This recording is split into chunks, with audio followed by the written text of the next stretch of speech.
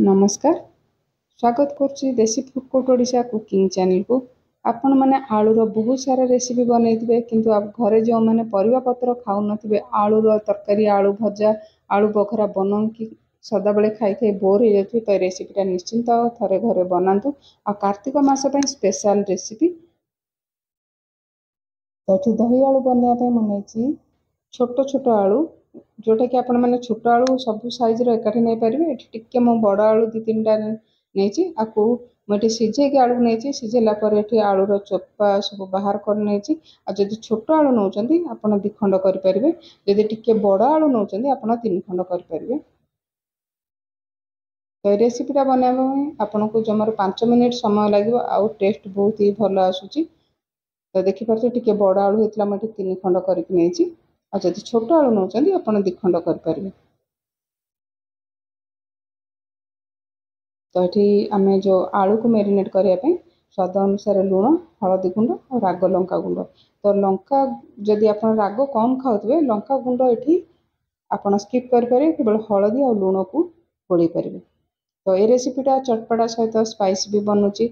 आपड़ जेहेतु बिना पियाज रसुण बनाऊँच तो टिके खटा सहित टिके राग हेले तो रेसिपीटा बहुत ही बढ़िया लगे। सबको आम ये गोली नेचे हलदी गुंड लुण और लंका गुंड।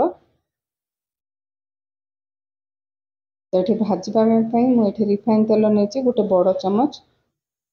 तो बहुत ही कम तेल रेसिपीटा बनिकी आमर रेडी हो जाऊँगी। तो तेल तातीगला ये आलू सबको आम पकई ना।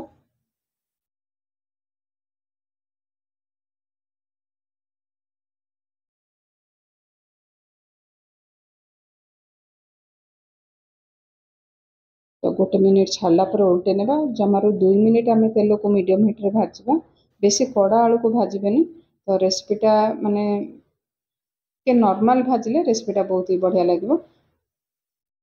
तो एपट सेपट करके मुझे सब आलू को भाजी नेबी। तो जिते गोटे साइड हो तो गैस रेट लो करने। तो आलूटा बेसी कड़ा हेनी।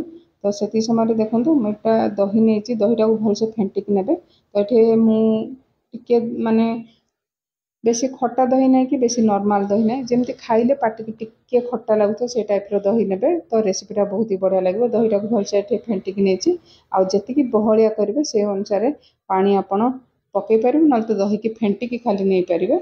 तो ये स्वाद अनुसार लुण आउ भजा जीरा लंकार गुंड। तो आपड़ जी राग खाइबे से अनुसार जीरा लंका गुंड पकई पारे। ये नहीं माने आंब कषि अदा ये कोरेकी पकईचे मु। तो बहुत ही रेसिपी आंब कषि अदा जब नॉर्मल अदा पकई पारे किंतु आप गोटा न पकईकि आप छुंकी पकई पारे। तो ये आलू ये भलसे भाजी होगा। तो देखिए बहुत ही कड़ा भाजिनी। तो सबको ये गैस ये बंद करना आलू सबको साइड करना। आ बहुत ही कम तेल देखिपे आलू सब भाजी हो जाए। तो देखिए आहरी तेल बंची। तो ये आलू सब भजा को ये आम जो दही को मिक्स कर रखते भजा आलू को ये पकई ना। तो आज रेसिपी जब आपको भी भल लगी तो वीडियो को गोटे लाइक करने। चैनल रे नुआ थिले चैनल को सब्सक्राइब करने। आ फेसबुक पेज रे देखुले फेसबुक पेज को फॉलो करने। तो ये सबको भजा आलू पकई नेली। पकई नेला आम दही सहित आलू को सब गोल ना। जदि आपको कला लुण पसंद तो कला लुण भी पकई पारे बहुत ही स्वादिया लगे। तो चलतु आप छुंक गोटे बनईना। ये छुंक सेम तेल ये यूज कर देखिए बहुत ही कम तेल खर्च हो। तो ये गैस रेट ऑन करके 2टा कंचा लंका को फाड़ कर पकई गोटा सुखिला लंका पकई गोटा हेंगु टे बहुत ही भल बास्ना दब आउ पंचफुटन देती अध चामच। ये सबको भलसे भाजी नेबा। आ कार्तिक मास बहुत ही बढ़िया रेसिपी। आ फ्रेश भुसुंगा पत्र किसी दे देती। ये सब भाजी होगा। ये गैस रेट आम बंद करना। ये अध चामच देती काश्मीर रेड चिली पाउडर भल कलर आसो।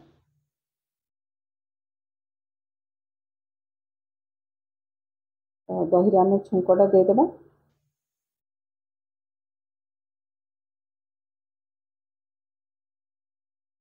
कार्तिक मासरे एमती बनईकी खातु आपंकर पूरा थाली सफा हो भात बहुत ही टेस्टी रेसिपी बनूची।